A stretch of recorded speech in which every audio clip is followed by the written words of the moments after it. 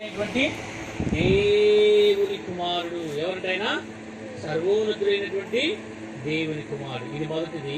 ఆయన ఎవరంటే సర్వోన్నతుడైన దేవుని కుమారుడు. రెండోది చూడండి, యోహాను సువార్త 17వ అధ్యాయం 3వ వచనంలో, యోహాను సువార్త 17వ అధ్యాయం 3వ వచనం, నువ్వు పంపిన సత్యదేవుడు, అద్వితీయ సత్యదేవుడు ఎరుటే నిత్య జీవము. కాబట్టి ఎవరంటైనా అద్వితీయ సత్యదేవుడు. ఎవరంటైనా అద్వితీయ సత్యదేవుడు. కాబట్టి ఆయన ఎవరంటే అద్వితీయ సత్యదేవుడు. కాబట్టి ఆయనలో సత్యం ఉంది. యేసు ఎవరనగా ఆయన సర్వోన్నతుడు దేవుని కుమారుడు. యేసు ఎవరనగా ఆయన అద్వితీయ సత్యదేవుడు. ఆయన ఈ లోకములోనికి మనందరినీ రక్షించడానికి కొరకే ఈ లోకానికి వచ్చిన వాడుగా ఉంటున్నాడు. ఆయన ఎవరంటే అద్వితీయ సత్యదేవుడు. ఆయన మన కొరకే ఈ లోకానికి వచ్చాడు. మన కొరకే ఈ లోకానికి వచ్చినటువంటి దేవుడుగా ఉంటున్నాడు. ఆయన గొప్ప దేవుడుగా ఉంటున్నాడు. ఆయన గొప్ప రక్షకుడుగా ఉంటున్నాడు. తర్వాత చూడండి, మూడోది చూడండి, తిమోతి రాసిన పత్రిక 2వ అధ్యాయం 5వ వచనం చూడండి. మొదటి తిమోతి 2వ అధ్యాయం 5వ వచనం, దేవుడు ఒక్కడే, దేవునికి నరులకు మధ్యవర్తి ఒక్కడే, ఆయనే క్రీస్తేసను నరుడు. అంటే యేసు ప్రభువారు ఎవరంటే ఆయన మానవ శరీరమును ధరించుకొని భూమి మీదకి వచ్చినటువంటి వాడు. ఆయన దైవత్వాన్ని కలిగినటువంటి దేవుడే ఉండి ఏమైనాడంట, దేవుడు ఒక్కడే, దేవునికి నరులకును మధ్యవర్తి ఒక్కడే, ఆయనే యేసు క్రీస్తును నరుడు. కాబట్టి అక్కడ యేసు క్రీస్తు, యేసు అనగా రక్షకుడు, క్రీస్తు అనగా అభిషక్తుడు. మూడవది సామాన్యమైనటువంటి దేవుడు కాదు. కాబట్టి అనేకలో ప్రశ్న నిలిపోయింది. ఏ ప్రశ్న అంటే యేసు ఎవరో, యేసు ప్రభు ఎలాంటి వాడు, యేసు ప్రభు ఏ జాతికి సంబంధించిన వాడు, యేసు ప్రభు ఏ కులానికి సంబంధించిన వాడు, యేసు ప్రభు మావాడు కాదు కదా అని అనుకునేవారు చాలా మంది ఉంటున్నారు. కాబట్టి యేసు క్రీస్తు ప్రభువారు అందరికీ ఎరిగినటువంటి దేవుడు. యేసు అందరినీ ఎరిగిన వాడంట. యేసు ఏమంట, అందరినీ అంటున్నాం. యోహాను సువార్త 2వ అధ్యాయం, యోహాను సువార్త 2, యేసు అందరినీ ఎరిగిన వాడు. చివరి వచనంలో ఏముంది, యేసు అందరినీ ఎరిగినవాడు. అంటే మనిషి యొక్క ఆంతరంగాన్ని ఎరిగినటువంటి దేవుడు ఎవరు? యేసు ప్రభువారు. యేసు అందరినీ ఎరిగిన. మనుషులు పై రూపాన్ని చూస్తారు, అయితే యేసు ప్రభువారు ఏం చూసినట్ట, యేసు ఆంతరమును ఎరిగినవాడు. చూడండి, యేసు ఎవరో అని చూడగలుగుతున్నా ఆ మనిషితో. ఆయన సామాన్యమైనటువంటి దేవుడు కాదు. ఆయన దేవుడు ఒక్కడే, దేవునికి నరులకును మధ్యవర్తి యేసుక్రీస్తు ప్రభువారు. ఈ లోకమునకు రక్షణ ఇవ్వడానికి కొరకే, పాపక్షమాపణ ఇవ్వడానికి కొరకే 2024 సంవత్సరాల క్రితం ఆయన ఈ లోకానికి వచ్చాడు. మానవరందరి కొరకైన క్రయధనాన్ని చెల్లించాడు. ఈ రోజు నువ్వు చేయవలసిన పని ఏంటంటే, యేసు ప్రభువా నేను పాపిని, నా పాపమును క్షమించుము అయ్యా, నువ్వొక్కడవే నిజమైనటువంటి దేవుడు, నువ్వొక్కడవే నిజమైనటువంటి సర్వాధికారమైనటువంటి దేవుడు అని నువ్వు నమ్మగలిగితే దేవుడు నీలో గొప్ప కార్యం చేస్తాడు. కాబట్టి యేసుక్రీస్తు ప్రభువారు ఆయన సామాన్యమైనటువంటి దేవుడు కాదు. ఎవరంటే ఆయన అద్భుతమైనటువంటి దేవుడు. అందుకోసమే రాస్తాడు ఎఫెసీ రాసిన పత్రిక కొలస్సీ 2వ అధ్యాయం, కొలస్సీ రాసిన పత్రిక 2వ అధ్యాయం 13వ వచనం కింది భాగంలో ఆయన ఏం చేసినంటే, ఆయన శిలువకు మేకులతో కొట్టి ఏం చేసిన అధికారులను ఆయన నిరాయుధులుగా చేసెను. ఏం చేశాడంట, నిరాయుధులుగా చేసెను. కాబట్టి కొలస్సీ 2:3 వచనం ప్రకారంగా, 13 వచనం ప్రకారంగా, ఆయన 15 వచనం ప్రకారంగా 13 వచనం చూడండి, కింది భాగంలో ఆయన అధికారులను నిరాయుధులనుగా చేసెను. చూడండి, యేసు ప్రభువారు ఎవరంట, అధికారులను నిరాయుధులుగా చేశారు. అంటే వారితో అన్ని ఉన్నాయి, వారికి అన్ని అధికారాలు ఉన్నప్పటికైనా యేసు ఎవరంటే ఆయన నిరాయుధులనుగా చేసేవాడు మన పక్షంగా. కాబట్టి సర్వాధికారైనటువంటి దేవుడు ఆయన. యేసు సామాన్యుడు కాదు, నిరాయుధులనుగా చేసేవాడు. ప్రకటన గ్రంథము 2వ అధ్యాయం, ప్రకటన 1వ అధ్యాయము 5వ వచనంలో రాబడింది, ఆయన ఎవరనగా వర్తమాన భూత భవిష్యత్ కాలంలో ఉండేటువంటి దేవుడు, సర్వాధికారి అయినటువంటి దేవుడు. ఆయన ఎవరనగా చూడండి, అక్కడ రాయబడింది 5వ వచనం చూడండి, 1:5వ వచనంలో ఈ మాట రాయబడుతూ వచ్చింది. ఆయన ఎవరంట, 4 చూడండి, 5వ వచనం 1:5, నమ్మకమైన సాక్షియు ఆది సంపుత్రుగా లేచిన వాడు, ఎవరంటే భూపతులకు అధిపతి. కాబట్టి ఎవరంటే భూపతులకు అధిపతి. అంటే చూడగలిగితే ఇక్కడ భూపతులు, కాబట్టి లోకంలో ఉండేటువంటి శక్తులన్నిటి కూడా లోకంలో ఉండేటువంటి భూపతులకు ఎవరంటే ఆయన అధిపతి.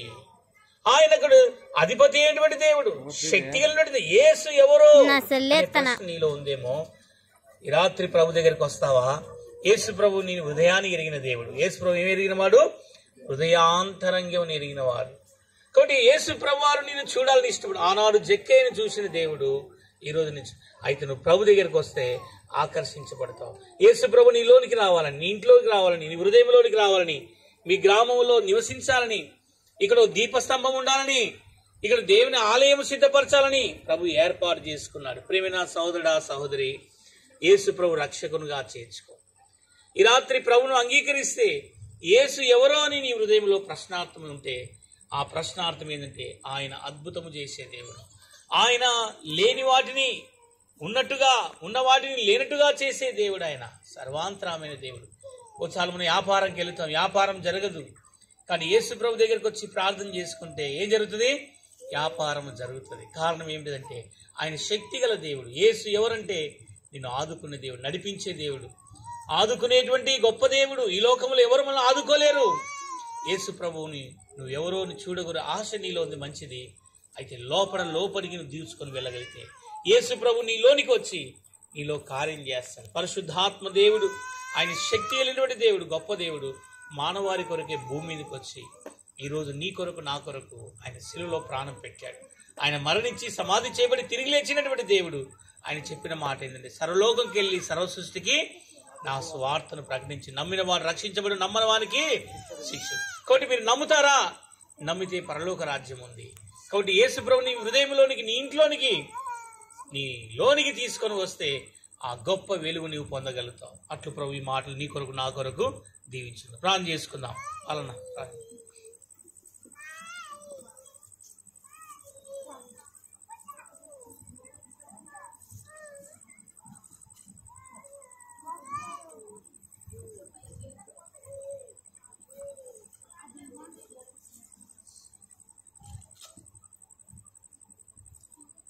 చేసుకుందాం. మోకరించండి పిల్లలు, అందరూ మోకరించండి. ప్రేమగల మా ప్రియ పరలోకపు తండ్రి, పరిశుద్ధమైనటువంటి నమ్మకం కలిగినటువంటి మా దేవా, నీకు వందనాలు. నీ ప్రియ కుమారుడును మా ప్రియ ప్రభువును అత్యున్నతంగా హెచ్చించబడినటువంటి నామములో ఈ యొక్క రాత్రికాల సమయంలో ఈ దుబ్బపల్లె గ్రామంలో చిన్నపిల్లల మధ్య జరిగించినటువంటి పరిచర్య అంతటికై నీకు వందనాలు.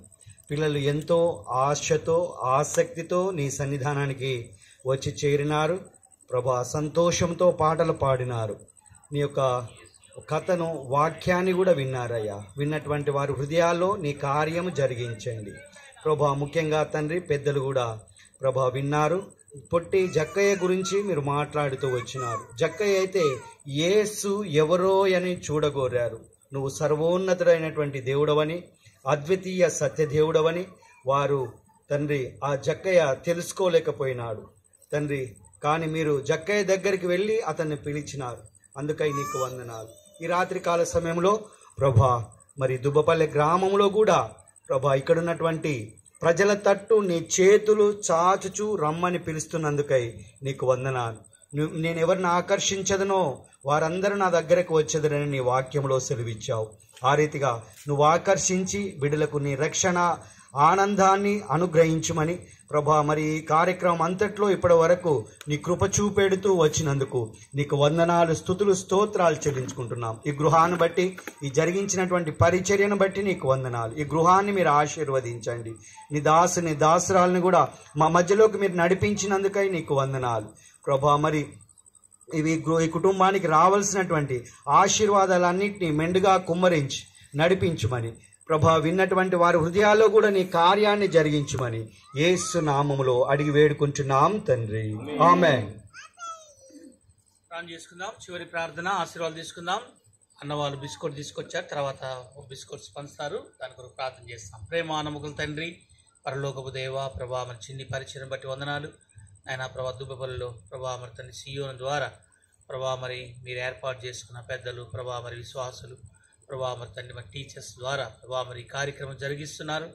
ఎంతో వందనాలు, స్తోత్రాలు ప్రభా. మరి తండ్రి, ఈ చిన్న విత్తనం ప్రభా మరి మొలకెత్తి ప్రభా అనేకమైన వృక్షములు ఉన్నట్లుగా ప్రభా దీవెనకరంగా ఈ పరిచయం జరుగుటకు సాయం చేయండి ప్రభా. మరి తండ్రి, నన్ను మీ దాసురాలు తీసుకొని వచ్చి ప్రభా, పెద్దలను తీసుకొని వచ్చి ప్రభా మీరు వాడుకున్న ఏర్పాటును బట్టి వందనాలు. అలాగున ప్రభా మరి తండ్రి, ప్రేమించి ప్రభా పిల్లల కొరకై తీసుకొచ్చినటువంటి ప్రభా మరి తండ్రి, మరి స్నాక్స్ బట్టి ఆ బిస్కెట్లను బట్టి వందనాలు, స్తోత్రాలు ప్రభా. మరి తండ్రి, వాటి డిస్పోజ్ చేస్తుండగా సహాయం చేయి. కుటుంబాలు దీవించుము, హస్తాలు బలపరచు. ఈ సమయంలో ప్రభా మరి జాషువా నబీ పక్క ప్రభా వారికి ఇచ్చినటువంటి సంతానం బట్టి, కుమారుడు విజయ్ భార్గని బట్టి వందనాలు ప్రభా. దీవించుము, ఆశీర్వదించుము. దుబ్బపల్ల ప్రజలందరి కొరకు, పెద్దలు, చిన్నలు, వృద్ధులు అందరి కొరకు ప్రార్థన చేస్తూ మంచి ఆరోగ్యమును, శక్తిని, వ్యాపార నిమిత్తం బయటికి వెళ్ళిన వారిని ప్రభా జ్ఞాపం చేసుకొని యేసు ఎవరోని చూడగలను అట్లు వారిలో ఆశ పుట్టించుము ప్రభా.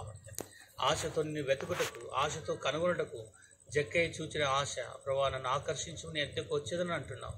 ఓ ప్రభా మరి మేము ఆకర్షించబడినట్లుగా ఈ బిడ్డలు ప్రభా నూతనమైన కార్యం, శిలువ కార్యం అయ్యా, నీ పునరుత్థాన కార్యం బలము ఎరుగుటకై ప్రభా సహాయపడము.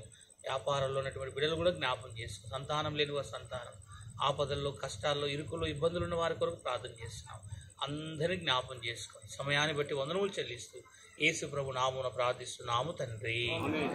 మన ప్రభు అయిన యేసుక్రీస్తు కృప, దేవుని ప్రేమ, పరిశుద్ధాత్మిక అన్ని సావాసం చేరువచ్చిన మనకు ఇక్కడ ఉన్న బిడ్డలకును అందరికీ ఇప్పుడు ఎల్లప్పుడు సదాకాలం